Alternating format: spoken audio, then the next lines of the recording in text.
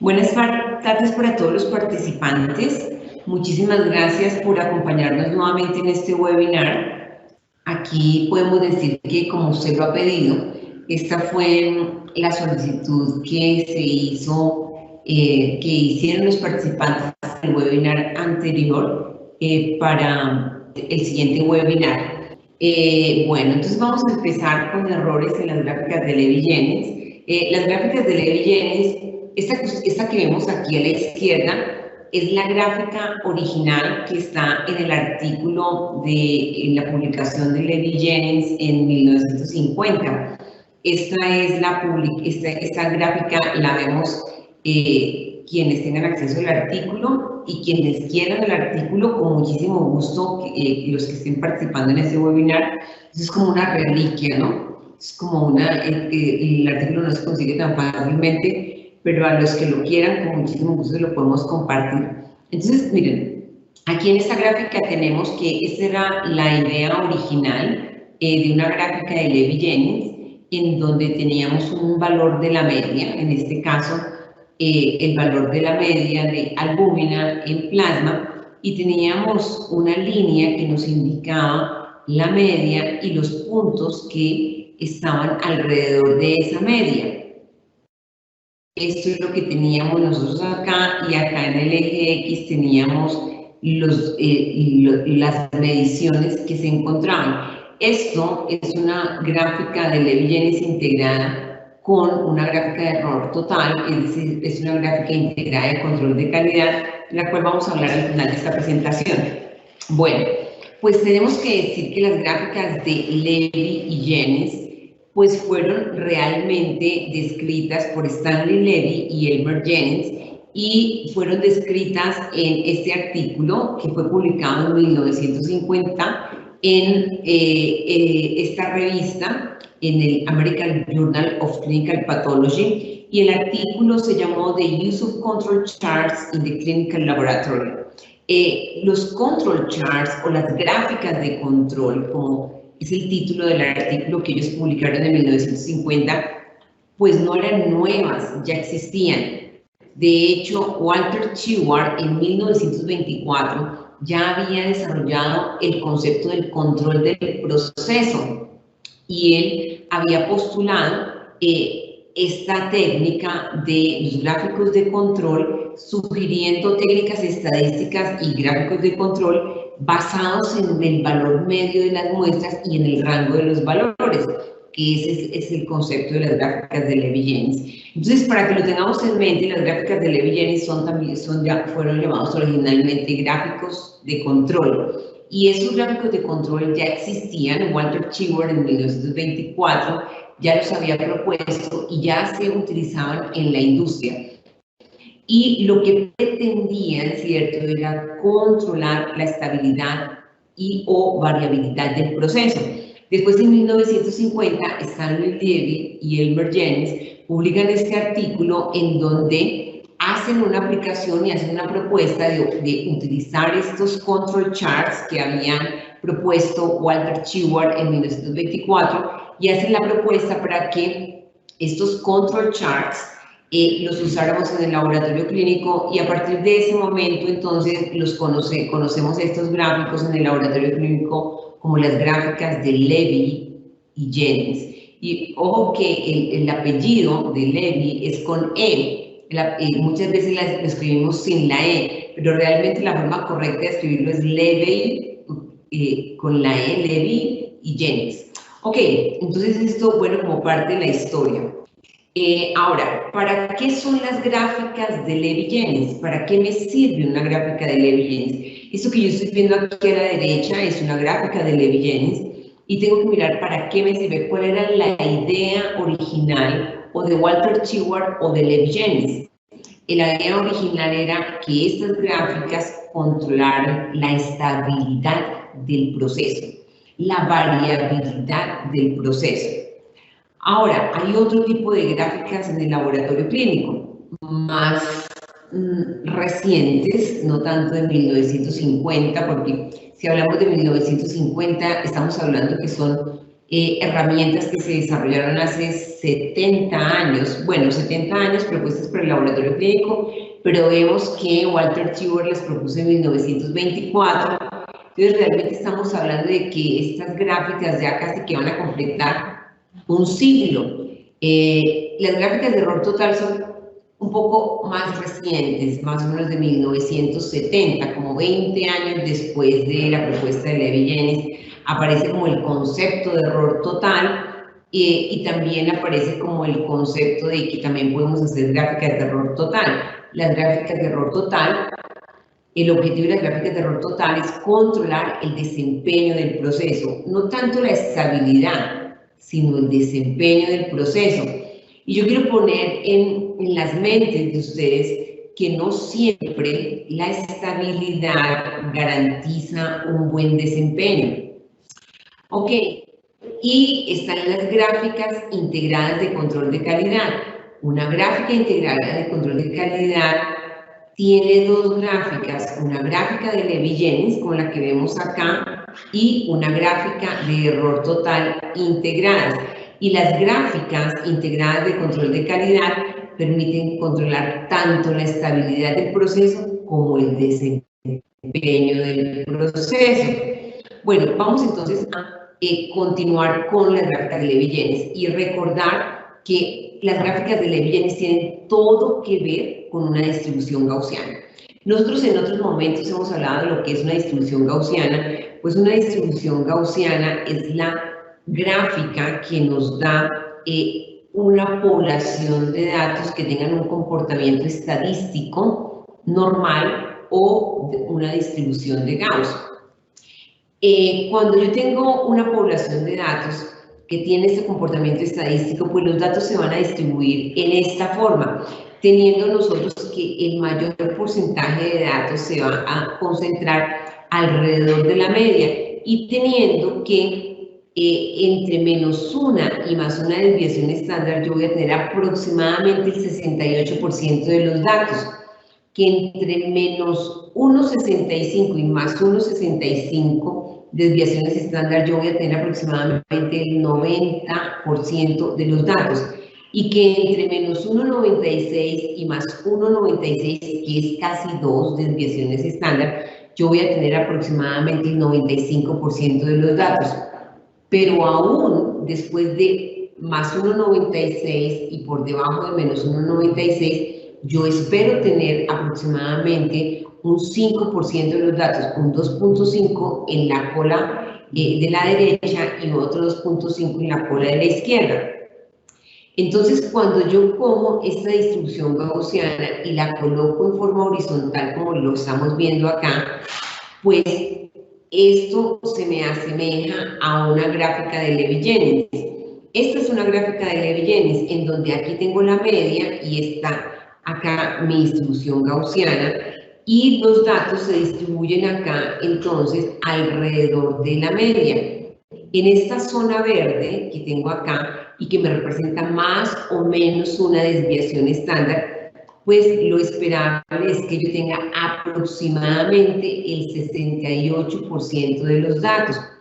Acá en la zona amarilla yo tengo de más 2, de más 1 a más 2 desviaciones estándar. Y acá abajo de menos 1 a menos 2 desviaciones estándar. Entonces, yo espero tener entre más 2 y menos 2 desviaciones estándar aproximadamente el 95% de los datos. Pero en un comportamiento gaussiano, en una distribución estadística normal, yo todavía esperaría tener algunos puntos por fuera de 2 desviaciones estándar o por fuera de menos 2 desviaciones estándar. ¿Cuántos? 5. La respuesta es 5. Yo entre menos 2 y más 2 desviaciones estándar espero tener el 95% de los datos. Y entre más 2 y más 3 yo todavía espero tener algunos datos. Y entre menos 2 y menos 3 yo todavía espero tener algunos datos. Entonces tenemos que tener en la mente que esa es una distribución estadística normal o una distribución de Gauss. Si yo no tengo esta distribución de datos, en una gráfica de Levy-Jennings, pues quiere decir que yo no estoy representando realmente lo que es. Partiendo de este hecho, partiendo de que una gráfica de Levy-Jennings realmente es una representación horizontal de una distribución gaussiana, vamos a continuar y vamos a ver algunos ejemplos. Miren, yo tengo acá 4 gráficas. Entonces, los voy a invitar a que veamos acá la gráfica, la primera gráfica que tenemos acá.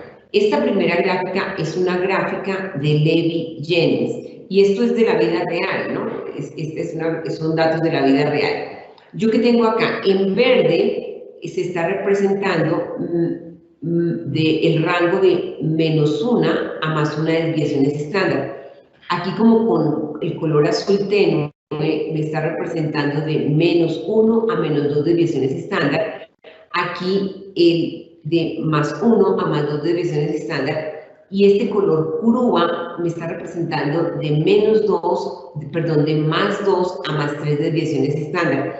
Y acá de -2 a +3 desviaciones estándar. Cuando ustedes ven esto, esto lo ve uno con frecuencia en los laboratorios, uno llega y ve esta gráfica. Y lo primero que uno debe mirar cuando ve esta gráfica, tiene que decir, esto no corresponde a una distribución estadística normal. ¿Por qué? Porque como ustedes pueden ver acá, yo tengo el 100% de los datos entre -1 y +1 desviación estándar. Y eso no es una distribución estadística normal. Entonces, tenemos que recordar que en una distribución estadística normal, entre +1 y -1 desviación estándar, yo solamente tengo el 68% de los datos. No tengo el 100% de los datos.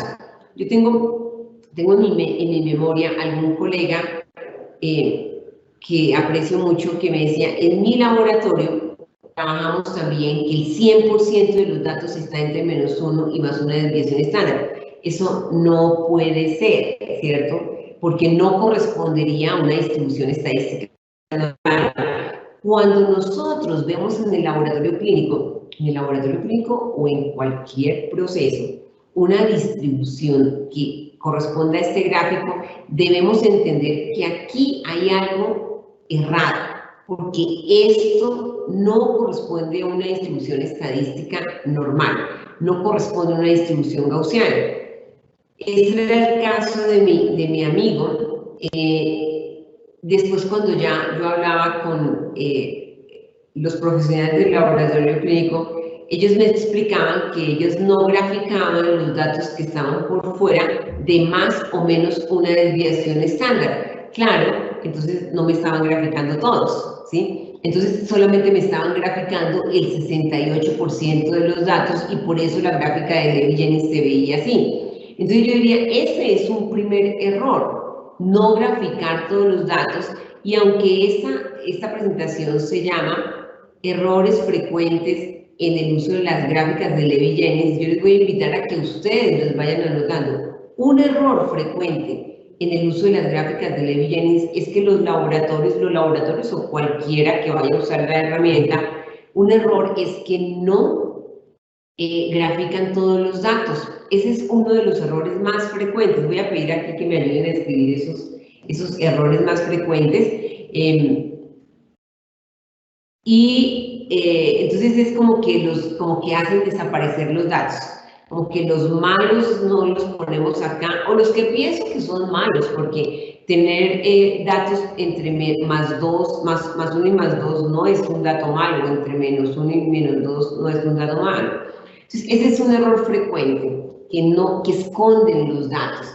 O a veces, por temor de repente a ser juzgados, dejan los datos que están entre -2 y +2, pero no grafican los datos que están entre +2 y +3, o los datos que están entre -2 o -3. Entonces, por eso puede ser que yo vea una distribución de este tipo, una gráfica de este tipo, porque no grafico todos los datos. Ahora, ¿y por qué no grafico todos los datos? Porque pienso que eso está mal. Otro error frecuente en la elaboración de las gráficas de Levi-Jennings es que se repite y se repite hasta que finalmente el dato entra en el rango de más o menos 2 o el rango de más o menos 1. Entonces corresponde a lo mismo, no grafico todos los datos. Dice, el laboratorio pasó el material de control y le dio el dato entre más 2 y menos 2. Y el laboratorio tiene como una idea de que no debe estar ahí y que es preferible que esté entre más 1, entre menos 1 y más 1.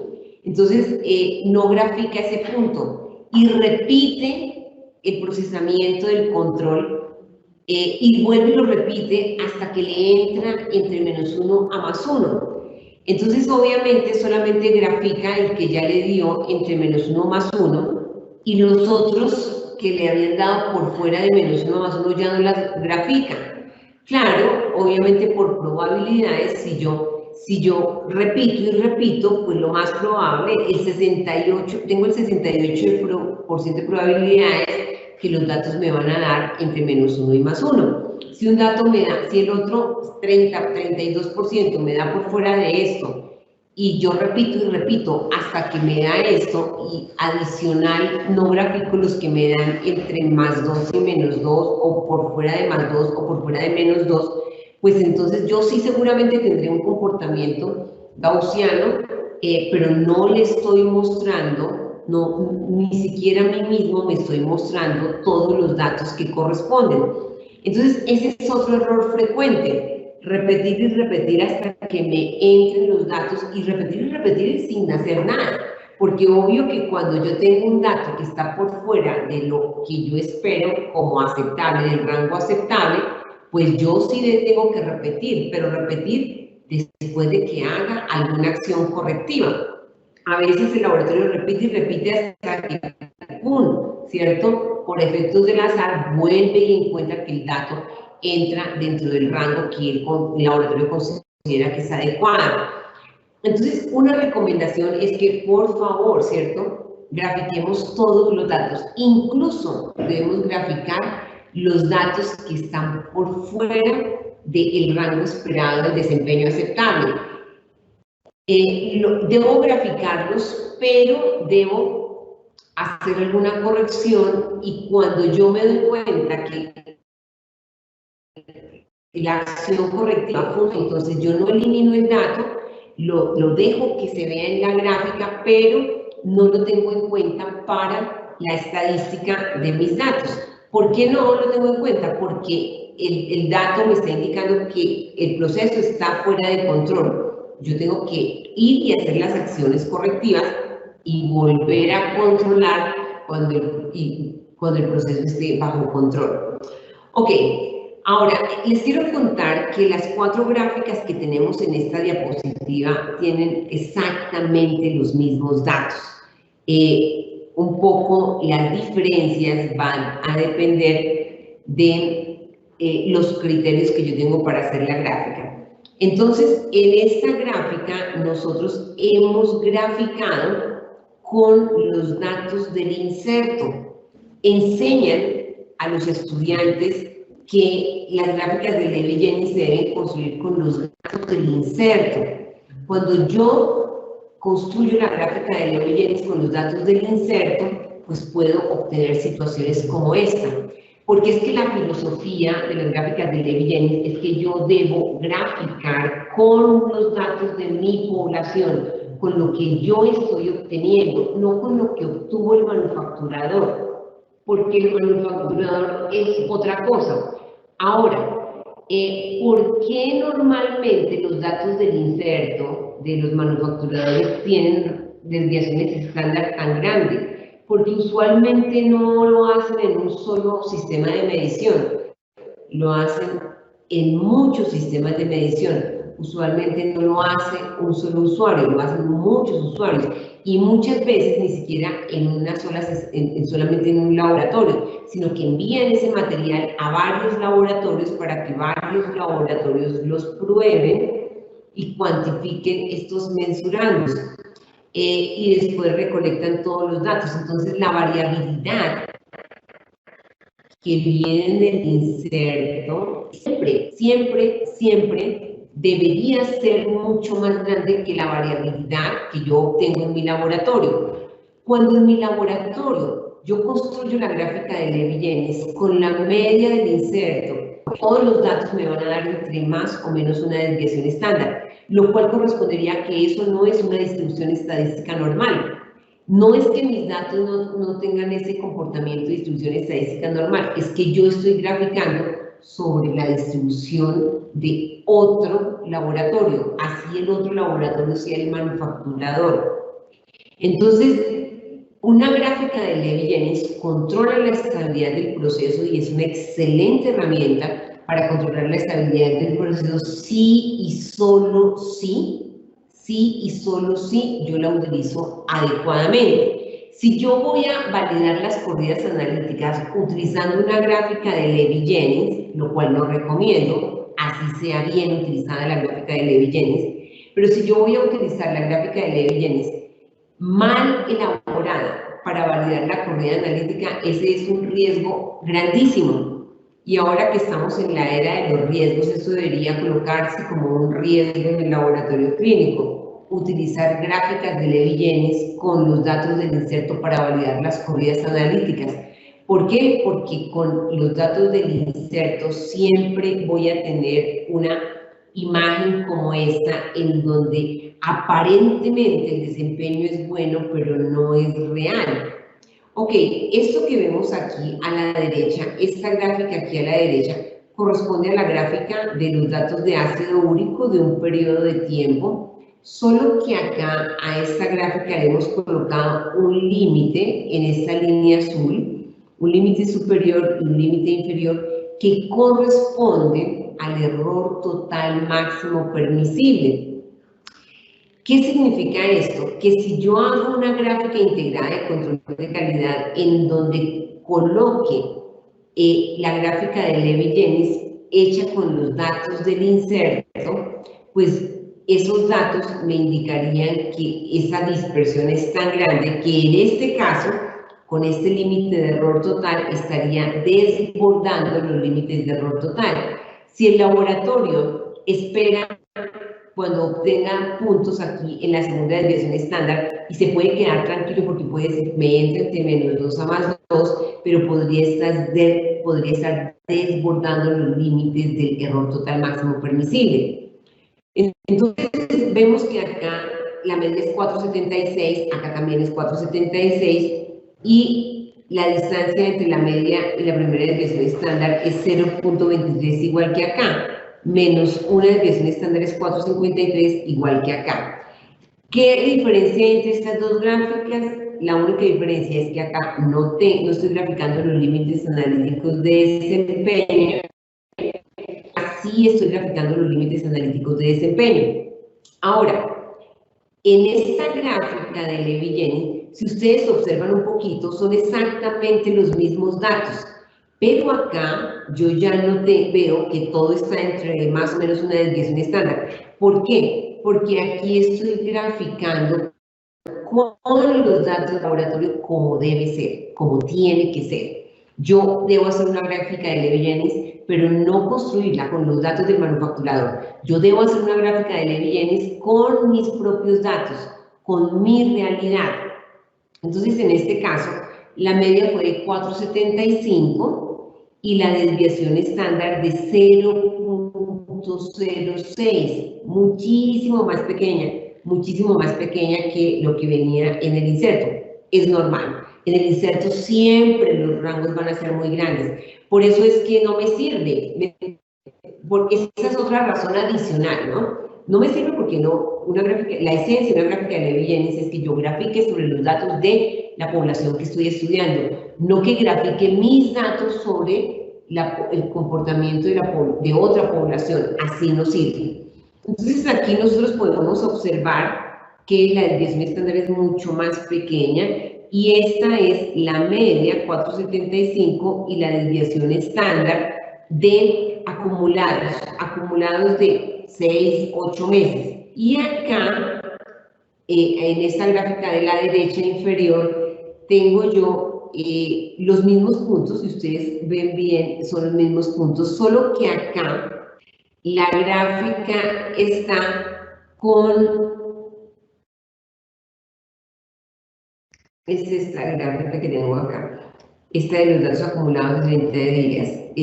Aquí la gráfica está con la desviación estándar de 0.04 y la media de 4.75. Entonces yo puedo dejar la media acumulada y seguir graficando ahí aún a pesar de que yo puedo ver en esta gráfica que aquí en la parte de arriba, acá claramente algunos datos estuvieron más arriba y que aquí la media no pudo ser esta, la media se desplazó acá.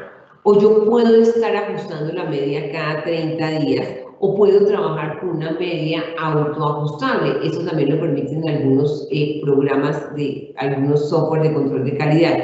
Miren que esta es la realidad para el ácido úrico. Yo tengo una media de 4.76, que es esta que estoy representando como con color púrpura.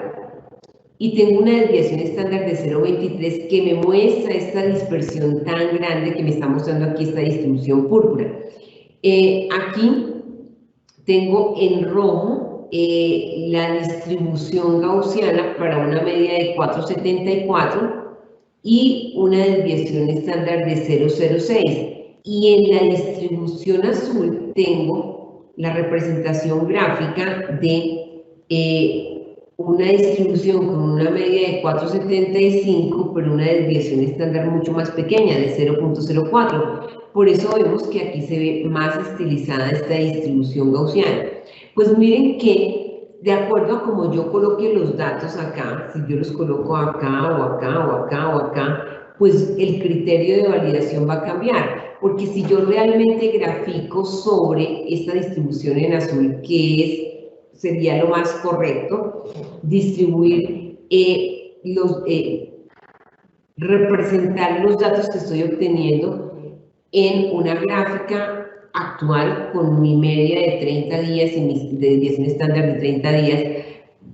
Yo no recomiendo tanto que lo hagamos con los datos acumulados, porque es que cuando yo acumulo los datos, en enero pude haber tenido un comportamiento que la media se me subió, se me bajó, y realmente cuando yo grafico contra los datos acumulados, pues podría estar teniendo una apreciación gráfica que no me ayuda. Tampoco definitivamente graficar sobre los datos del incierto porque es un error. Eso es un error, graficar mis datos en la distribución de otra población. Eso es un error. Veamos acá otro caso de albúmina. Acá tenemos albúmina. Y la albúmina, acá tenemos que la albúmina, en esta primera gráfica tenemos una gráfica de Levi-Jenes, en donde tenemos en verde la representación de -1 a +1 de desviación estándar. Y acá lo que nosotros podemos ver es que otra vez, como en el caso del ácido úrico, yo tengo todos los datos, el 100% de los datos los tengo entre -1 y +1 desviación estándar. Eso ya dijimos que eso no es una cosa normal, o sea, yo cuando veo eso, y muchas veces uno va a los laboratorios clínicos y ve que esto estos son el tipo de gráficas que se encuentran. Este tipo de gráficas de Levi-Jenes no me sirve ni siquiera para controlar la estabilidad del proceso. Ya yo he dicho al inicio que las gráficas de Levi-Jenes no me ayudan a controlar el desempeño del proceso, las gráficas de Levi-Jenes me ayudan a controlar la estabilidad del proceso y que no necesariamente lo que es estable tiene un buen desempeño. Entonces, por ejemplo, si yo digo Pepita Pérez siempre llega tarde, pues ese es su comportamiento estable, ¿cierto? Ella establemente es incumplida, ella siempre es incumplida, pero eso no quiere decir que porque ella siempre tenga ese comportamiento, ese sea el comportamiento adecuado. Lo mismo pasa en el laboratorio clínico, puede ser estable, pero puede siempre tener un sesgo positivo o un sesgo negativo, o establemente ser muy impreciso. Entonces, ser estable no significa buen desempeño. Claro, podríamos decir es preferible ser estable que inestable, pero lo que quiero que quede en las mentes de todos es que la estabilidad no necesariamente significa buen desempeño. Aquí en esta gráfica, nosotros vemos esta gráfica y esta gráfica fue construida con los datos del inserto, media de 4.32 y desviación estándar de 0.23. Por eso las desviaciones estándar aquí son grandes y el efecto que me produce que yo grafique contra los datos del inserto es que los rangos van a ser muy grandes. Entonces en esos rangos tan grandes todo entra y siempre voy a tener, entre comillas, un buen desempeño a mis ojos, así el desempeño sea malo. Entonces estas gráficas son un riesgo absoluto en el laboratorio clínico, porque si yo tengo una desviación estándar en mi gráfica muy grande, yo no voy a hacer, esta herramienta no me sirve para detectar inestabilidades del proceso. No estoy diciendo que me sirva para controlar el desempeño, es que ni siquiera me sirve para controlar la estabilidad del proceso. Una gráfica de Levi-Jennings que yo haya construido con los datos del inserto ni siquiera me sirve para controlar la estabilidad del proceso. Ahora, si el producto de esta gráfica es el producto de esconder los datos que estaban por fuera de más o menos 1 o los datos que estaban por fuera de más o menos 2, pues tampoco me sirve para controlar la estabilidad del proceso. Para lograr el objetivo que tiene una gráfica de Levi-Jennings, es controlar la estabilidad del proceso, yo tengo que, 1, construir la gráfica con mis propios datos y 2, graficar el 100% de los datos. No me sirve si estoy escondiendo el 32% o el 20% de los datos.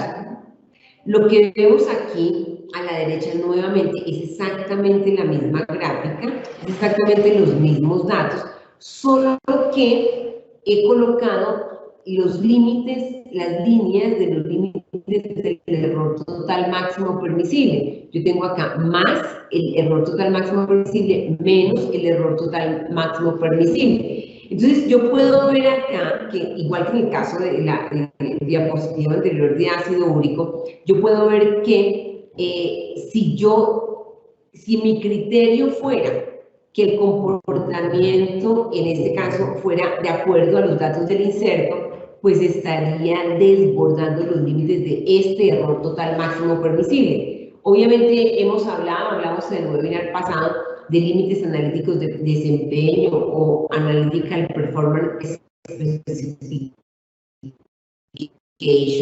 pues hay que determinar de dónde saco las especificaciones analíticas de desempeño. Ahora, aquí en esta gráfica lo que tenemos es la gráfica con una media de 4.28 y una desviación estándar de 0.07 que corresponde a los datos acumulados. Son exactamente los mismos datos, pero aquí ya podemos ver que, bueno, esto ya se parece a una gráfica de Levi-Jennings, en donde sí yo tengo el mayor porcentaje de los datos, yo los tengo entre menos 1 a más 1, pero sí tengo datos entre más 2 y entre más 1 y más 2, y entre menos 1 y más 2, e incluso tengo algunos datos que están entre menos 2, por fuera de menos 2 desviaciones estándar, lo cual es esperable. Yo espero que de cada 100 datos, solo el 95% de los datos estén entre más o menos 2 desviaciones estándar. Y por cada 100 datos yo debo tener 5 datos que están por fuera de más o menos 2 desviaciones estándar. Ese es un comportamiento estadístico normal. Ahora, aquí en esta gráfica, yo estoy graficando con una media de 4.24, esa es de los últimos, y con una desviación estándar de 0.06. Entonces la gráfica luce un poco diferente. Vemos, son los mismos datos, pero yo puedo ver claramente que acá tengo una desviación estándar más pequeña, la media se bajó un poco, aquí tenía una media de 4.28 y acá tengo una media de 4.24. Eso implica, cuando yo hago una gráfica integrada de control de calidad, con la gráfica de Levi-Jennings metida dentro de la gráfica de error total, eso implica que yo acá me voy acercando al límite de error total, al límite inferior del error total. Entonces, obviamente, combinar la gráfica de Levy-Jennings con la gráfica de error total es una excelente herramienta para controlar las dos cosas, tanto la estabilidad del proceso como el desempeño de la prueba. Acá yo puedo ver las tres gráficas y podemos volver a ver que cuando yo grafico, cuando yo tengo una gráfica de Levy-Jennings construida con los valores del inserto, yo tengo que pensar que casi en todos los casos voy a tener una dispersión muy grande y que si yo pongo mis datos en una gráfica construida con los datos del inserto, siempre me va a entrar todo, porque los rangos son muy amplios. Y acá igual tenemos en rojo y en azul las otras dos distribuciones.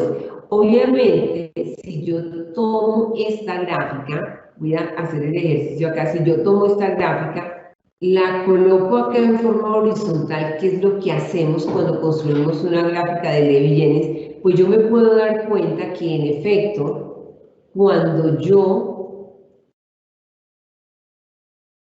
coloco mis datos, en los datos del inserto, si fuese en este caso, pues me van a entrar muchísimos más puntos. Si yo pongo un punto por acá y los voy,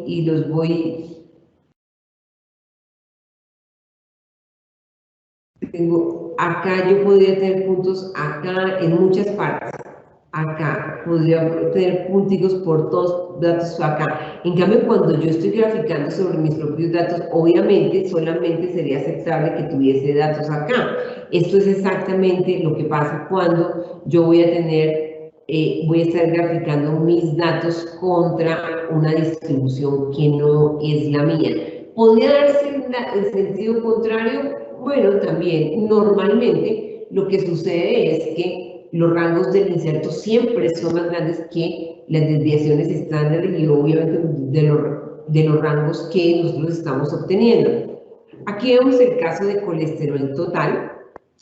En esta primera gráfica, ¿qué estoy viendo? Estoy viendo que la media del inserto es 243. La media del inserto es 243. Y esta es la media de acá. Y la desviación estándar 9.5. Coincide con esto que tenemos unos rangos muy grandes. Y puedo ver yo que al inicio de acá del mes de abril, el laboratorio estaba obteniendo valores muy cercanos a estos 43. Después los datos se bajaron los datos acá y estaban ya sobre 233.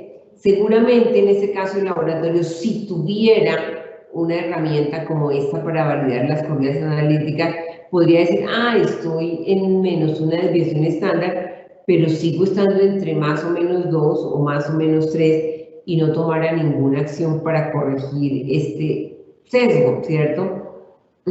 Ahora, acá vemos exactamente los mismos datos, solamente que otra vez hemos colocado acá el límite del error total máximo permisible en este color azulito, acá y acá.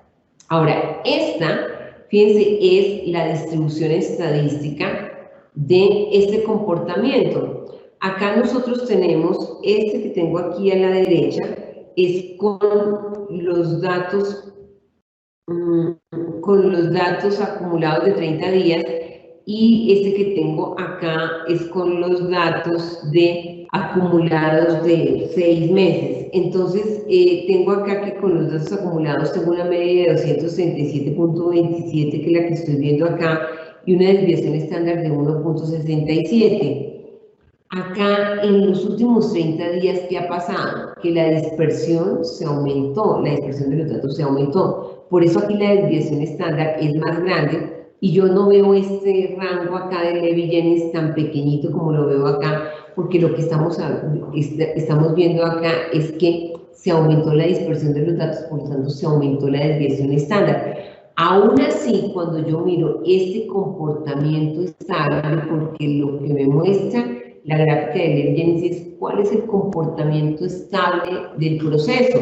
Yo veo que se sigue teniendo un muy buen margen con respecto al error total máximo permisible. Es decir, que acá yo puedo decir si inicié así, con los valores un poco más altos, pero ahora los valores están más bajitos, y frente a este límite de error total máximo permisible, todavía yo tendría una distancia para moverme bastante amplia. Entonces, en principio, no debería preocuparme tanto este comportamiento. Pero vemos claramente que una serían las decisiones que yo tomo si valido solo con gráficas de Levi-Jennings, y otras muy distintas si grafico contra gráficas de, si valido contra gráficas de error total. Y cómo utilizo las gráficas de error total, porque en este caso, esto es una gráfica de error total, pero fíjense que aquí esta gráfica de error total está construida en forma incorrecta, porque la gráfica de Levi-Jennings originalmente está errada. La gráfica de Levi-Jennings se está construyendo con los datos del inserto, y ese es uno de los errores frecuentes que se cometen en los laboratorios clínicos. Construir las gráficas de Levi-Jennings con los datos del manufacturador. Muchas veces los sistemas de medición tienen un software de control de calidad, y a veces los mismos colegas de las casas manufacturadoras les dicen que programen esas gráficas con los valores del inserto, y los colegas profesionales del laboratorio clínico lo hacen, obteniendo algo como esto. Y así, con esta herramienta es un riesgo absoluto validar con gráficas de Levi-Jennings y con los datos del inserto, porque estos rangos son tan amplios que siempre todo me va a entrar. Y en este caso vemos las tres distribuciones. Como siempre, también esta moradita me muestra que los datos del inserto son muy grandes, y que obviamente si yo valido mis corridas analíticas contra este gráfico, pues obviamente la exigencia es muy poca.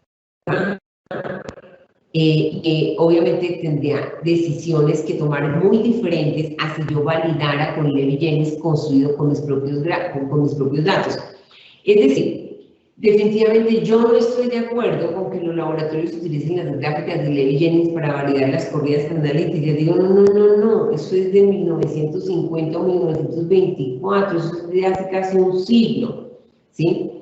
Las gráficas de Levi-Jennings tienen una gran utilidad, pero no son la herramienta para validar las corridas analíticas cuando se usan sólidas.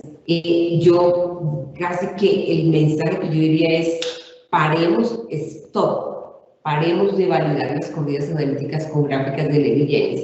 El riesgo de validar corridas analíticas con gráficas de Levi-Jennings para la seguridad del paciente es muy grande, porque puedo estar validando corridas analíticas con resultados erróneos.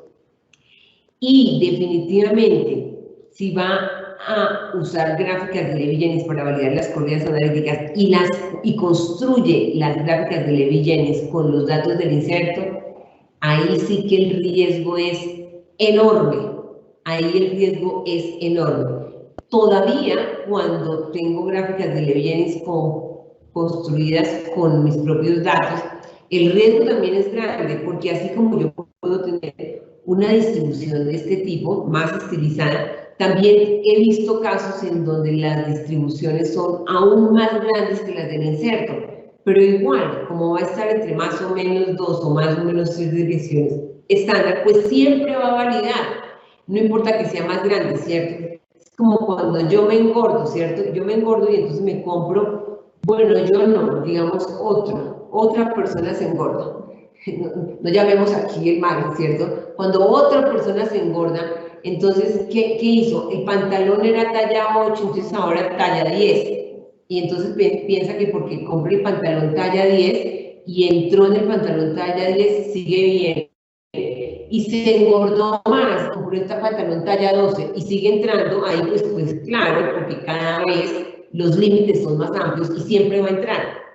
Y si siempre yo voy a estar cambiando de pantalones o cambiando uso de límites acá de desviaciones estándar, cada vez que cambia el comportamiento, pues siempre voy a entrar y nunca voy a tener realmente un criterio adecuado para validar la corrida analítica. Otra cosa, y haciendo la metáfora con los pantalones, es listo, yo me quedo con los pantalones talla 8 o con los pantalones talla 10 y me engordo, pues que me aprieten, ¿cierto?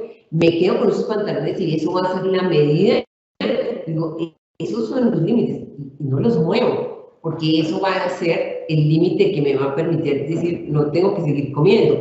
Entonces, cuando yo vengo acá y digo, esa es la gran diferencia de hacer la validación de la corrida analítica con gráficas de Levi-Jennings o con gráficas integradas de control de calidad. Yo tengo que ponerle límites a la estabilidad del proceso.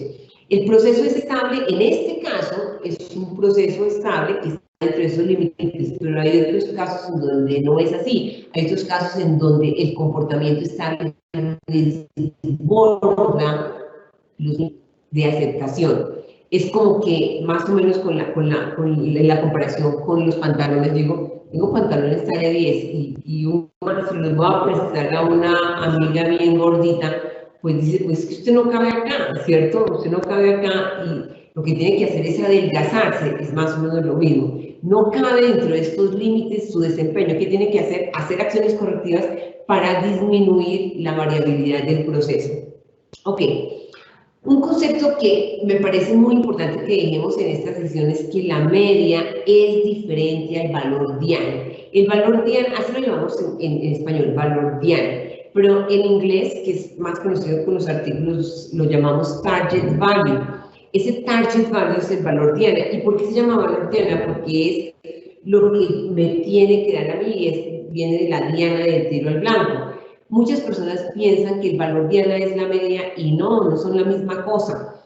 Empecemos diferencias entre la media y el valor diana. Eso es otro de los errores frecuentes en el uso de gráficas de Levi-Jennings, que piensan que el valor diana, que pensamos que el valor diana es la media. No es lo mismo. El valor diana es el valor que me tiene que dar. El valor diana no debe cambiar a menos que cambie el lote del material de control de calidad, a menos que cambie la formulación de la prueba. El valor diana yo no lo estoy cambiando mes tras mes. La media siempre va a cambiar. La media siempre va a cambiar. No es posible que un laboratorio tenga una gráfica de Levi-Jennings en donde la media no haya cambiado en 12 meses. Eso no es real. Que yo no se la ajuste en mi gráfico, eso es otra cosa. Pero las pruebas en el laboratorio clínico son dinámicas, están cambiando. Yo no tengo la misma media en enero que en febrero, ni en febrero que en abril, o en junio, en julio. La media va cambiando, sube, baja. Y yo debo estar cambiando y actualizando esa media en mi gráfica de Levi-Jennings y obviamente en mi gráfica integrada de control de calidad. Si yo esa media no la cambio, la gráfica que yo estoy obteniendo no va a ser una gráfica real, porque me va a estar mostrando una gráfica con una media que era la que yo tenía en enero. Y entonces, en consecuencia de los datos, yo los voy a ver con un aparente sesgo que de repente no es un sesgo. Entonces, este es uno de los errores también frecuentes en las gráficas de Levi-Jennings, es pensar que el valor diana es la media. No. El valor diana no debe cambiar, sino en periodos largos de tiempo. Y la media, sí, la media cambia todos los meses y todos los ciclos de control. Igual que las desviaciones estándar cambian todos los meses o todos los ciclos de control. No es posible que yo tenga la misma desviación estándar igual todos los meses durante 5, 7, 8, 12, 14 meses, ¿no? La desviación estándar cambia y la media también. Es lo esperable porque las pruebas son dinámicas. De forma contraria, el valor diana nunca debe cambiar durante la misma vida del lote o durante las mismas condiciones de la formulación de la prueba. Ok, entonces, un concepto que les había dado hace unas diapositivas, las gráficas de Levi-Jennings son excelentes para controlar la estabilidad del proceso, pero ojo que estabilidad no significa veracidad. No porque sea estable quiere decir que eso está bien. Establemente siempre ha estado mal. establemente siempre ha tomado mucho tiempo, siempre ha sido alcohólico, establemente siempre ha sido impuntual, establemente siempre ha sido irresponsable, ¿cierto? Estabilidad no significa buen desempeño. Ok. Y al concepto de gráficas de Levy-Jennings definitivamente tenemos que combinar el concepto de límites analíticos de desempeño o APS, como lo llamamos ahora, Analytical Performance Specification. Hicimos un webinar la semana pasada sobre APS, Analytical Performance Specification. Recuerden que a través de nuestra página web, que está por acá, www.quick.com.co, tienen acceso a todas las memorias de los webinars de los últimos meses. Entonces, el límite analítico de desempeño o la especificación de desempeño analítico le pone un límite a mi desempeño. Esto que estamos viendo acá es una gráfica integrada de control de calidad.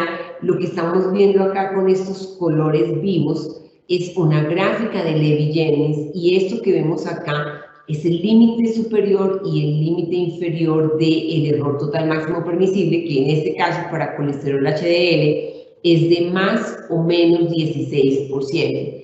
Tenemos aquí un valor diana que en este caso coincide con el valor de la media y unos valores de desviación estándar que tenemos aquí en esta gráfica.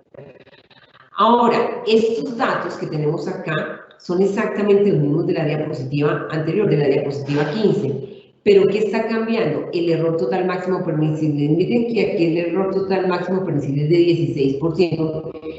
Y eso implica que un 16% de error total máximo permisible, pues este desempeño estable se vea como holgadito. Pero cuando yo le cambio el límite analítico de desempeño, mire que ya esto no se ve tan holgado acá, sino que aquí este espacio entre más 3 y el límite superior y entre menos 3 y el límite inferior, pues es más pequeño.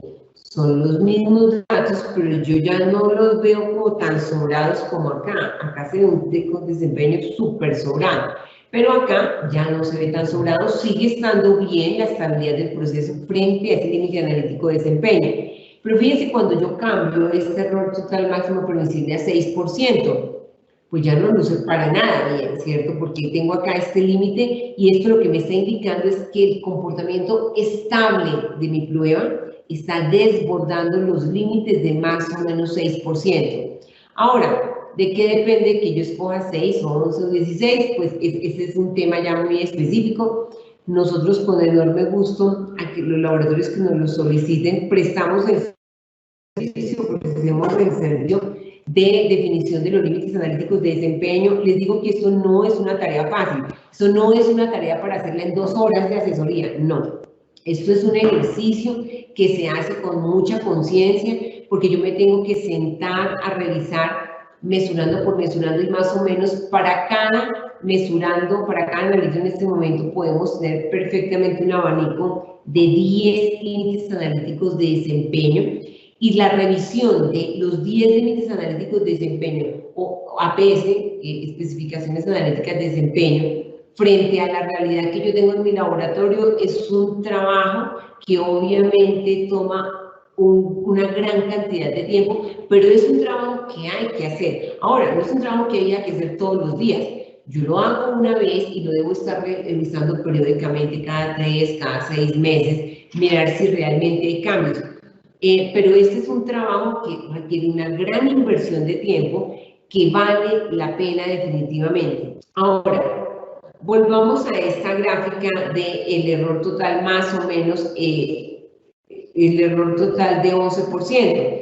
Acá obviamente, si yo solamente graficara por Levy-Jennings con este límite, yo podría estar rechazando algunos puntos que tengo acá, pero si valido por la gráfica integrada de control de calidad, yo podría estar aceptando perfectamente este punto acá. Ahora, miremos con estos mismos datos, miremos que el comportamiento siempre es dinámico. Miren que yo, de esta gráfica que yo tengo acá, realmente yo debería tener varias gráficas de Levy-Jennings, porque aquí yo tuve un comportamiento estable y acá se subieron los datos y aquí se volvieron a bajar. Entonces, sí, la gráfica de Levy-Jennings adecuada sería combinarla con la gráfica de los límites analíticos de desempeño y las gráficas de error total, es decir, tener una gráfica integrada de control de calidad. Y yo debería poder ver mis gráficas de Levi-Jennings de esta forma. Aquí en este punto, lo que yo tengo es una gráfica de Levi-Jennings. Esta es la media, la que estoy mostrando acá, y aquí tengo más 1, más 2 y más 3 desviaciones estándar, más 1, más 2 y más 3. En otro periodo de tiempo, los datos se desplazaron, se subió la media, y aquí yo tendría más 1, más 2 y más 3, más 1, más 2 y más 3. Que se suban los datos en este punto no me preocupa realmente mucho. ¿Por qué no me preocupa mucho? Porque todavía no he superado los límites del error total máximo permisible. Acá volvió y se bajó la media, se bajaron los datos, y esto es más 1, más 2 y más 3. Y acá se mantuvo, aquí vuelve y sube un poquito. Entonces, realmente, en esto que puede ser, este es un periodo de tiempo de julio, agosto, septiembre, octubre, más o menos 4 meses, pues yo perfectamente puedo tener estos desplazamientos. La media sube, baja, la desviación estándar disminuye, aumenta, disminuye, aumenta. Mis gráficas de Levi-Jennings pueden cambiar de media, ¿sí? Cada ciclo de control. En la mayoría de los laboratorios clínicos se escoge como ciclo de control un periodo de 30 días, pero podría ser menos, podría ser 15 días, o podría ser una semana. Lo que sí no es recomendable es que sea más de 30 días, pero podría ser menos. Pero si nosotros vemos y analizamos los datos reales, nosotros vamos a ver que nosotros no tenemos un escasez dinámico. La media sube, baja, la desviación estándar aumenta, disminuye, aumenta, disminuye. Eso es esperable. Lo que yo tengo que tener son unos límites y decir, listo, la media puede subir, como en este caso, la media ha subido y ha bajado, pero nunca ha superado los límites del error total máximo permisible. Entonces, la gráfica ideal debería ser así. Yo no conozco un software que lo haga así realmente. En este momento no existe un software de control de calidad que me pueda mostrar a mí esto que yo les estoy mostrando acá. Existen software que me muestran solamente las gráficas de Levi-Jennings o me muestran solamente las gráficas de error total. Hay otros softwares como el software Unity Runtime de Bio-Rad que me muestran las gráficas integradas de control de calidad, es decir, me muestra la gráfica de Levi-Jennings y me muestra la gráfica de error total integrada, me muestra gráficas integradas de control de calidad. Pero ni siquiera este software hace esto, ¿sí? Que me pueda mostrar varias distribuciones gaussianas en un mismo periodo de tiempo y me esté mostrando que subió, bajó, aumentó, disminuyó la desviación estándar. Nosotros tenemos un software que es IQC2, que exactamente significa en inglés IQC2 Integrated Quality Control Charts, por eso lo llamamos IQC2 porque es 2 veces la C. Este software, que es más o menos el software soñado para uso en el laboratorio clínico, estamos trabajando para que podamos tener gráficas de este tipo. Aún no lo hemos conseguido, pero tiene muchas cosas muy superiores a lo que hay en el mercado. Bueno, pues aquí entonces los dejo ya con esta gráfica integrada ideal, en donde, como vemos, pudiera mostrar las gráficas, las distribuciones gaussianas. Los invito a que puedan conocer nuestro software de IQC2, gráficas integradas de control de calidad, Integrated Graphs Control Chart. Bueno, ok, aquí hay una pregunta de un colega, Víctor. ¿Cuál es la recomendación para establecer la media y la desviación en el caso de hematología? Claro, sabemos que obviamente los materiales de control de calidad de hematología, por la condición del material, pues pueden ser estables entre 90 y 120 días. Yo digo que es la misma recomendación, construir mi media y mi desviación estándar con mis propios datos.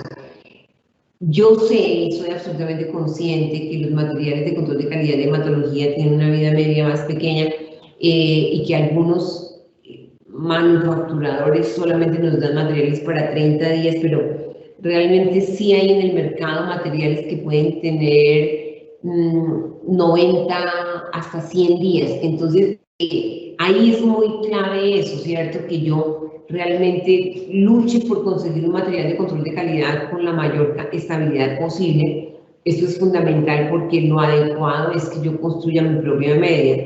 Obviamente, nosotros hablamos de que mínimo debo tener 20 datos para construir una media y una desviación estándar intercorrida.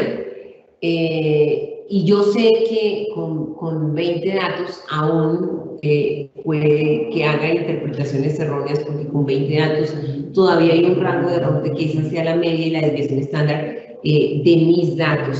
Es decir, entre más datos tenga, pues mucho mejor. Pero si puedo hacer el empalme de los lotes de control, esto es una recomendación muy importante. Es decir, que cuando yo vaya, si mi material de control tiene fecha de expiración el 31 de agosto, pues yo debo empezar por lo menos 5 días antes a correr el material de control de calidad del nuevo lote, para que debería ser al menos tener 10 puntos, para que lo ideal serían 20, definitivamente, ¿cierto? Pero con hematología, obviamente, pensando en esto, entre más datos yo pueda tener, pues mucho mejor, para que cuando se me agote ya el lote anterior, yo ya tenga unos datos del lote nuevo y que por lo menos tenga unos 10 datos y que pueda tener una media temporal mientras que complete los 20 datos y ya tener una media y una desviación estándar definitiva. Ok, dice, otra pregunta acá, dice, ¿cuántos puntos se debe correr con mis datos para establecer la media de desviación estándar? Mínimo 20 es lo recomendable, ¿no? Mínimo 20. Menos datos no hacen tan confiable la media y la desviación estándar, ¿no? Como en el caso que estábamos hablando de hematología. Ahora, ¿hay algo perfecto? Pues no, ¿cierto? Debo aproximarme a lo ideal, pero a veces no se puede, ¿no? A veces no se puede, entonces tengo que buscar alternativas. Otra pregunta acá es, ¿cuál es la principal razón de por qué en el inserto los rangos se presenten más altos? Yo lo comenté ahora durante la presentación, es que efectivamente los manufacturadores no obtienen los rangos que ponen los insertos de un solo laboratorio, ni siquiera de un solo equipo. Nosotros trabajamos con BioRad y he tenido el placer enorme de visitar en varias ocasiones la planta de producción de los materiales de control de calidad de BioRad. Y en los laboratorios de prueba no hay un equipo, hay 10 equipos que están corriendo y validando un lote. Pero adicional, eso es cuando se hace la validación in-house en la manufactura. Pero la práctica más usual es que el manufacturador del control de calidad manda el lote a Roche, a Siemens, a Biosystem, a Ortho-Clinical, los lotes para que sean evaluados, y la valoración usualmente no es de control de calidad. La valoración usualmente la da el manufacturador de los reactivos. Esa es una forma de hacerlo. Otra forma es que mandan el material a laboratorios que son beta-site, laboratorios que están contratados para eso. Entonces, los datos que vienen del inserto, pues no son los datos de un solo laboratorio y de un solo usuario, como es la realidad de nuestros laboratorios. Por supuesto que tener los datos de varios sistemas de medición y de varios laboratorios y de varios usuarios, pues obviamente que le va a imprimir mayor dispersión a los datos. Es exactamente lo mismo que cuando el laboratorio trabaja en 3 turnos. Y ustedes pueden observar perfectamente que si un laboratorio tiene un turno de la mañana, de la tarde y de la noche, la dispersión de los datos es mucho mayor que si el laboratorio solamente tiene un usuario, que es en la mañana. Es exactamente lo mismo, pero pues multiplicado en mayor escala. Si utilizo mis datos, ¿cuál sería el valor diana? Hay otra pregunta acá. El valor diana, bueno, bien podríamos hacer otro webinar sobre cuáles son las estrategias para determinar el valor diana, porque el valor diana se debe establecer cuando yo empiezo a trabajar con un nuevo sistema de medición y con un nuevo material de control de calidad, con un nuevo lote de material de control de calidad. Entonces, el valor diana son mis datos, son los datos que yo obtengo cuando mi sistema de medición es estable. No se vale que cuando me están instalando el sistema de medición, lo estoy validando y está todo desbaratado y que no se ha ajustado todavía, que entonces empiece a recoger los datos y que ese vaya a ser mi valor diana. No, primero mi sistema debe ser estable, primero el usuario, los usuarios, porque lo adecuado no es que el valor diana lo obtenga un solo usuario, lo adecuado es que lo obtengan varios usuarios. Cuando el sistema de medición esté estable, cuando los usuarios estén bien familiarizados con el sistema de medición, tal y lo dice la EP15, ¿cierto? Tiene que haber un periodo de familiarización con el sistema de medición. En ese momento, entonces, yo empiezo a recolectar 20 datos intercorrida, no me sirven el mismo día, intercorrida, y cuando yo tenga esos 20 datos, ese debe ser mi valor diana. ¿Qué otra pregunta? Cuando se fija la media y la desviación estándar inicial, supongamos que se mantiene el lote de control reactivo por 6 meses. ¿Se debe estar ajustando la media y la desviación estándar cada mes o se debe dejar la media y la desviación estándar inicial? Apreciado Víctor, yo pienso que se debe ajustar cada ciclo de control.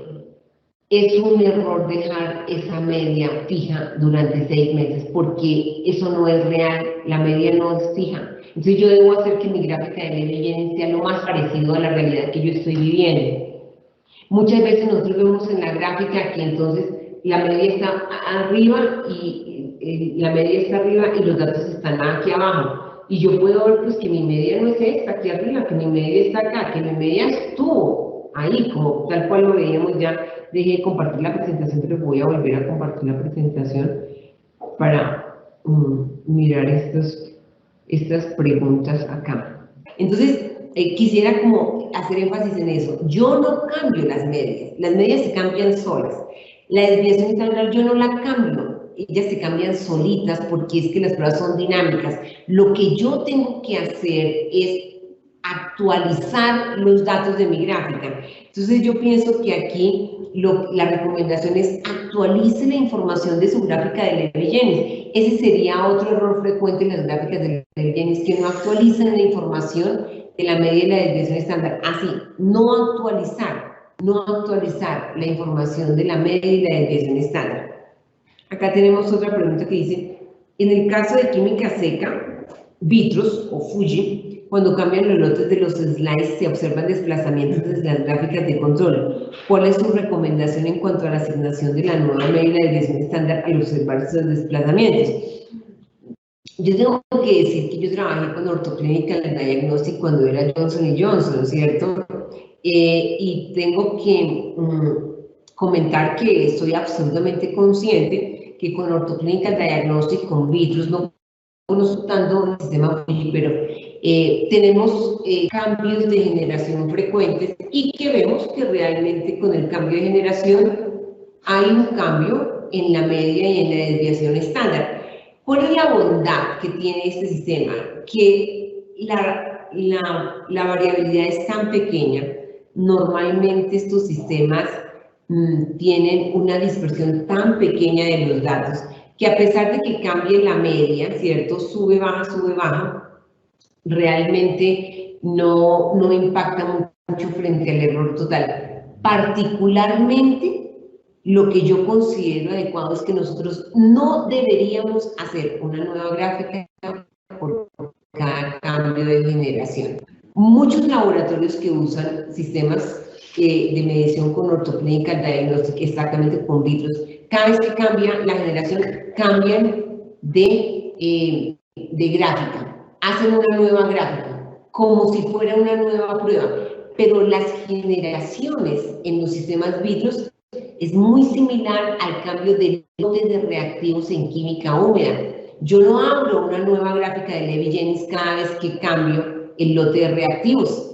En la misma forma, yo no debería abrir una nueva gráfica cada vez que cambio la generación de la prueba. Entonces, particularmente digo, yo trabajo con los sistemas Vitros, yo le pongo una anotación en la gráfica y digo, cambiamos de lote de generación, igual que debo colocar en química húmeda, cada vez que cambio de lote de reactivos, hago la anotación, hice un cambio de lote de reactivos, y uno puede ver, obviamente, ¿cierto?, que con el cambio de lote de reactivos, obviamente, subió o bajó la media, pero desde que se mantenga dentro de los límites del error total o de la especificación de desempeño analítico que ha establecido el laboratorio, no debería preocuparme. Tenemos otra pregunta acá que dice, en el caso de analitos como albúmina, que cada vez que se cambia el lote reactivo, alrededor de cada 3 meses los datos se desplazan de más 2 a más 3 desviaciones estándar o de menos 2 a menos 3 desviaciones estándar de inmediato, ¿cómo se establece el valor de la media y cómo justifico este comportamiento ante una auditoría? Esa es la realidad, ¿cierto? Es decir, que por eso es tan importante que usemos las gráficas integradas de control de calidad. La gráfica de Levy-Jennings, la media se puede subir más o menos 2 desviaciones estándar, pero si yo he logrado controlar la dispersión de las pruebas de tal forma que ese desplazamiento no alcance a superar las colas de la distribución. Voy a mirar un poco, voy a volver por aquí una gráfica como para explicar esto. Es decir, si yo tengo este comportamiento acá, entonces se bajó en esta gráfica, acá, a ver, yo la muestro acá.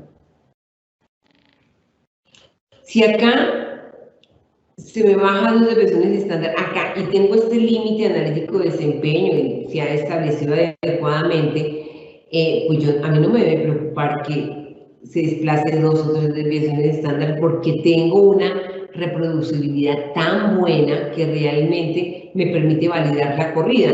Pero si yo tengo una situación como esta, en donde este desplazamiento, aquí, primero que todo, aquí no aguanta nada, ¿cierto? Pues porque acá ya el comportamiento estable está desbordando los límites del error total. Entonces, no es porque se me desplace. Acá, por ejemplo, yo tengo este caso, tengo aquí esta media, se subió acá.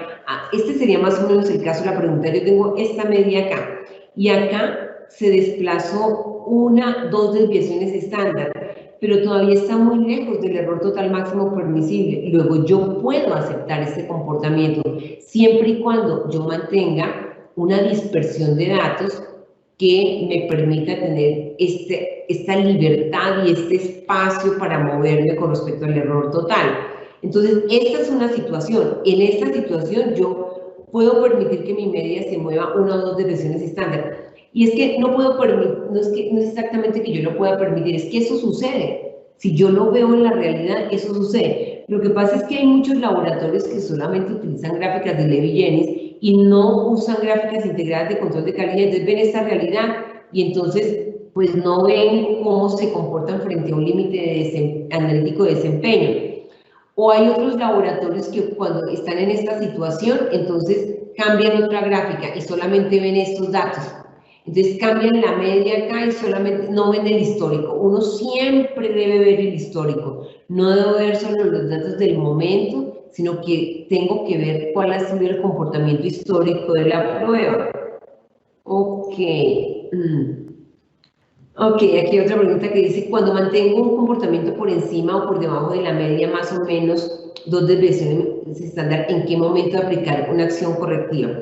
La acción correctiva la debo aplicar cuando yo supere el error sistemático crítico. En esta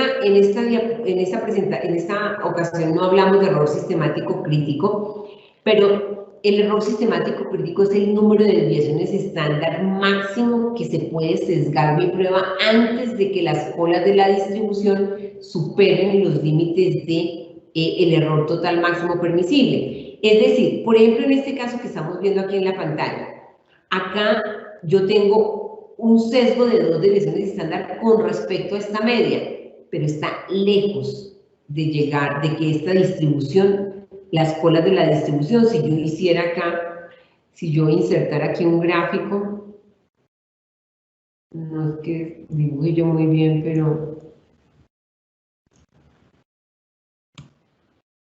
Si yo insertara aquí un gráfico más o menos de la evidencia, yo digo, aún en esta situación, en donde tengo este sesgo acá, donde tengo, todavía esta colita está lejos de superar el error total máximo permisible, entonces no me debo preocupar. Pero si yo tengo un comportamiento como, busquemos por acá un ejemplo, como este, pues acá, pues no puedo permitir que se mueva nada, porque el comportamiento estable está desbordando. Entonces, ¿de qué depende que yo acepte o no un sesgo de más o menos dos desviaciones estándar? De la comparación de mi comportamiento estable comparado con los límites analíticos de desempeño. Si yo estoy sobrada, y eso obviamente tiene una correlación con la métrica sigma, entonces yo podría expresarlo de otra forma. Si yo tengo una métrica sigma de 6, como por ejemplo es la métrica sigma de esta gráfica, de este comportamiento, con una métrica sigma de 6 o 7 o 8, si la prueba tiene una métrica sigma de 8, 6, 7, yo puedo permitir un sesgo de una desviación estándar porque no voy a superar el error total máximo permisible. Pero si mi métrica sigma es de 4 o 3, como por ejemplo puede ser, acá la métrica sigma es de 2.2, cuando mi métrica sigma es de 2.2, no me puedo mover, no puedo aceptar ningún desplazamiento, o sea no es que no es que no pueda aceptar ninguno, es que me toca es que disminuirlo, ¿cierto? Me toca es encogerme, porque no me puedo desplazar hacia ninguna parte porque el comportamiento no me lo permite. Eso es más o menos, si yo vuelvo al ejemplo del pantalón, ¿sí? Si el pantalón ya no me apunta el botón, yo digo, ¿cuánto más me puedo engordar? Pues nada, lo que tienes que adelgazar, ¿cierto? Lo que tienes que adelgazar. Pero si el pantalón me queda un poquito delgado, digo, me puedo comer otro heladito. Yo digo, bueno, sí, ¿cierto? En cambio, si me queda apretado, ¿me puedo comer otro heladito? Pues no. Lo que tienes que hacer ayuno permanente, ¿no? Bueno, acá tenemos otra pregunta. Dice, pero si los rangos de los insertos no son convenientes en tu ejercicio, yo casi que voy a copiar esta pregunta acá, para que la podamos ver y analizar, y la comparto con ustedes.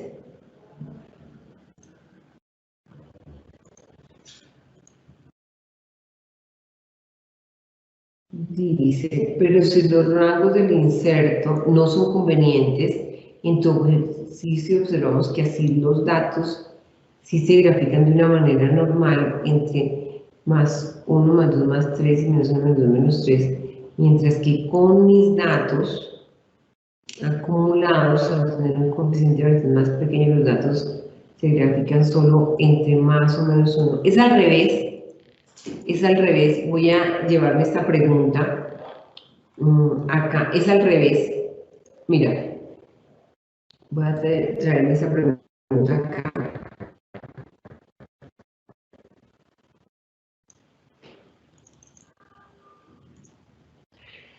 Dice, los rangos del inserto no son convenientes, entonces observamos que así los datos si se grafican de una manera normal entre las más o menos 3 desviaciones estándar, mientras que con mis datos acumulados al tener un CV más pequeño los datos se grafican solo en menos 1 y más 1, no. Mira, estos que están entre más 1 y menos 1, esto que estoy mostrando acá y que voy a poner acá con un marquito rojo, estos son los del inserto, mira. Estos son 476, desviación estándar de 0.23 y desviación estándar de 0.23. Este que estoy colocando acá son los datos del inserto y son los que se grafican entre más y menos una desviación estándar precisamente por eso, porque no son mis datos, ¿sí? En cambio, mira, esta es la gráfica con mis datos y si yo hago un ejercicio acá y te muestro exactamente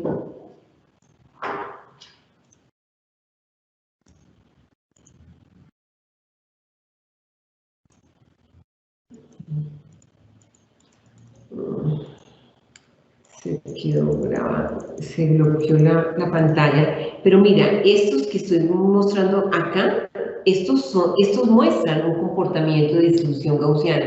Iba a traer este cuadrito por acá, pero se quedó bloqueada la pantalla.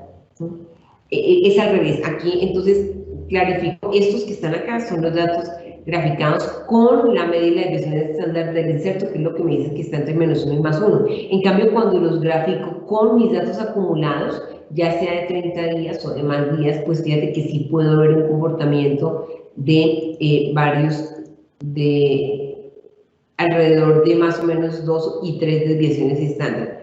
Bueno, vamos a ver, tenemos más preguntas, guapo. ¿Cómo creo una gráfica de un analito nuevo que por primera vez se implementa en un laboratorio? Yo lo primero que tengo que hacer es una verificación del método. La verificación del método, nosotros particularmente recomendamos que se haga con los lineamientos de la EP15, que en general son tener 5 mediciones durante 5 días, es decir, para completar 25 mediciones, para al menos 2 niveles de concentración. Con esas 25, después que yo hago la verificación del método, ya estoy listo para empezar a recoger mis 20 datos. Entonces, aquí la respuesta es, cuando ya haga la verificación de mi sistema de medición, ya estoy listo para empezar a recoger mis primeros 20 datos. Eso es lo ideal. Lo que pasa es que a veces en los laboratorios tenemos prisa y no hacemos las cosas como con el rigor que deberíamos hacerlos, y eso del afán no queda sin el cansancio, esto es real. Bueno, tenemos acá, aquí ya teníamos cuál es la forma correcta de construir las gráficas cuando tengo un nuevo lote. Sí, aquí está la pregunta. ¿Cómo se calcula el valor diana? Pues ya hemos hablado de eso. Y bueno, pienso que ya hemos dado respuesta a las preguntas. Muchísimas gracias nuevamente a todos los participantes. Les recordamos para que lo puedan compartir con otros colegas que pues esta sesión de webinar, igual que las otras que hemos tenido durante estos webinars de pandemia, que definitivamente a pesar de que la pandemia se suspenda, yo creo que va a ser una buena estrategia de educación continuada y de compartir con colegas y con amigos pensamientos y opiniones. Vamos a continuar con este ciclo de webinars. Los invitamos a visitarnos, a llenar la encuesta de satisfacción y a sugerirnos otros temas que ustedes estén interesados en que compartamos. Muchas gracias.